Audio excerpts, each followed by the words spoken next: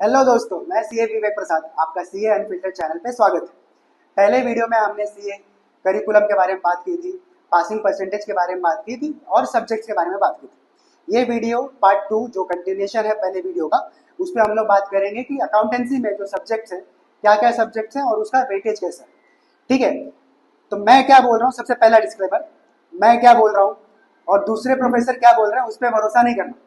सबसे पहला आपको भरोसा करना है हमारे माई बाप जो कि ICI institute of chartered accountancy board, उनका दिया हुआ सर्कुलर्स और गाइडलाइंस को ही हमको फॉलो करना है।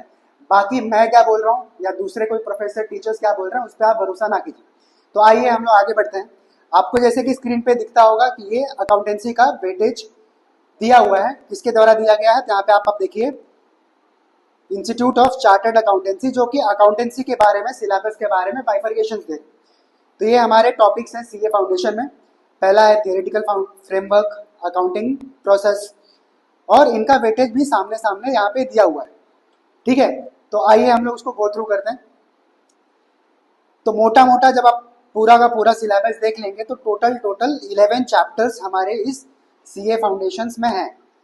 11 चैप्टर्स। ठीक है, इनका वेटेज कैसे बाइफरकेट हुआ है। तो सबसे पहला आप देखेंगे जो सबसे ज्यादा वेटेज वाला है वो 30 to 35% वाला, जिसमें मिला जुला के कुछ 5 हमारे टॉपिक्स। सबसे पहला अकाउंटिंग प्रोसेस, जिसके बारे में जो हमारे लेजर्स हैं, ट्रायल बैलेंसेस हैं, कैश बुक है, इसके बारे में बेसिक इंफॉर्मेशन जो हम लोग 11th और 12th स्टैंडर्ड में पढ़ के आ चुके हैं, उसके बारे में जस्ट एक जिस्ट दिया हुआ है, एक आपको रिकॉल कराने के लिए एक टॉपिक्स दिया है जिसको हम लोग अकाउंटिंग प्रोसेस के नाम से पढ़ेंगे। उसके बाद जो हम लोग टॉपिक्स पढ़ेंगे वो है बैंकिंग रिकंसिलिएशन स्टेटमेंट। अगेन इसमें इन डेप्थ हम लोग आने वाले हमारे चैप्टर्स में प्लेलिस्ट में आप पढ़ेंगे। फिर इन्वेंट्री है, डेप्रिसिएशन है और बिल्स ऑफ एक्सचेंज है। ये 5 सब्जेक्ट्स मिला के आपको 30 to 35% मार्क्स के पेपर में आएंगे। अब पॉइंट नंबर 1 जो बात ध्यान में रखने वाली ये है कि 30 to 35% क्या एक टॉपिक से यानी बैंकिंग रिकंसिलिएशन स्टेटमेंट से आ सकता है। तो my answer is may be. क्या सारे के सारे सब्जेक्ट से इक्वल मार्क्स के क्वेश्चंस आएंगे? May be. कहीं भी कोई भी गाइडलाइन सर्कुलर्स में आईसीआई ने ये नहीं बताया है कि कौन से सब्जेक्ट से कितना आएगा। उन्होंने एक ग्रुप बताया है जो कि आप देख सकते हो कि 6 टॉपिक्स के ग्रुप्स हैं, जिसमें से 30 to 35% के क्वेश्चंस आएंगे। कौन से सब्जेक्ट से आएंगे, कौन से टॉपिक से आएंगे, इसका कोई भी क्लियर एक अजम्पशन बनाना एक खतरे की घंटी हो सकती है।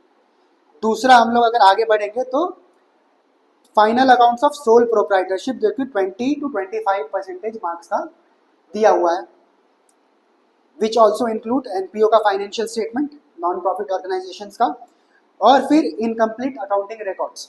ये 3 सब्जेक्ट्स मिला के आपको 20 to 25% मार्क्स कॉम्प्राइज करते हैं। आगे बढ़ेंगे तो पार्टनरशिप और एलएलपी के अकाउंट्स, जो हमने अगर आप रिकॉल कर पा रहे हो तो 11th और 12th स्टैंडर्ड में रिटायरमेंट पढ़ा था, डेथ पढ़ा था, एडमिशन पढ़ा था और उनके फाइनल अकाउंट्स, ये 4 सब्जेक्ट से हमारे 11th और 12th के। तो वही उन्हीं का कुछ एडवांस वर्जन हम लोग सीए फाउंडेशन में पढ़ने वाले हैं, और वो जो आता है वो 15% से 20%, यानी आप पकड़ सकते हो मोटा मोटा अगर 100 से 115 मार्क्स का पेपर आता है इंक्लूडिंग ऑल योर ऑप्शंस, तो उसमें से 20% या 20 मार्क्स के आसपास आपका पार्टनरशिप से रिलेटेड क्वेश्चंस आएंगे। और लास्ट में जो आपका है कंपनीज अकाउंट, वो है आपका 15 to 25% मार्क्स का, जो आप स्क्रीन पे देख पा रहे हो। इसमें अगेन 4 फीचर्स, री इश्यूज, जो नॉर्मल आपकी एप्लीकेशन की अकाउंटिंग होती है वही अकाउंटिंग आप यहाँ पे सीखेंगे। तो प्रायोरिटी के हिसाब से देखा जाए तो सबसे पहले प्रायोरिटी हमारे लिए क्या होगी? Companies account, A category of topics. दूसरी हमारे partnership, again A category of topics. फिर प्रोप्राइटरशिप की accounting, A category of topics. उसके बाद जो बच जाती है वो है accounting process, depreciation, bills of exchange, banking reconciliation और इनकम्प्लीट अकाउंटिंग। ये जो 30 to 35% मार्क्स के हैं वो भी हमारी बी कैटेगरी ऑफ टॉपिक्स हो सकते हैं। और इसके अलावा 5 से जो 10% आपके थ्योरेटिकल फ्रेमवर्क जो प्योर थ्योरी है वो भी आप जाके गो थ्रू कर सकते हैं और आगे प्रोसीड कर सकते हैं। तो आगे ही इस चैनल पे बनी रहिए, हम लोग टॉपिक वाइज इसको डिस्कशन करेंगे, प्ले लिस्ट में आपकी वीडियोस जाएगी और हमको सपोर्ट करते रहिए और आगे बढ़ते रहिए। Thank you so much.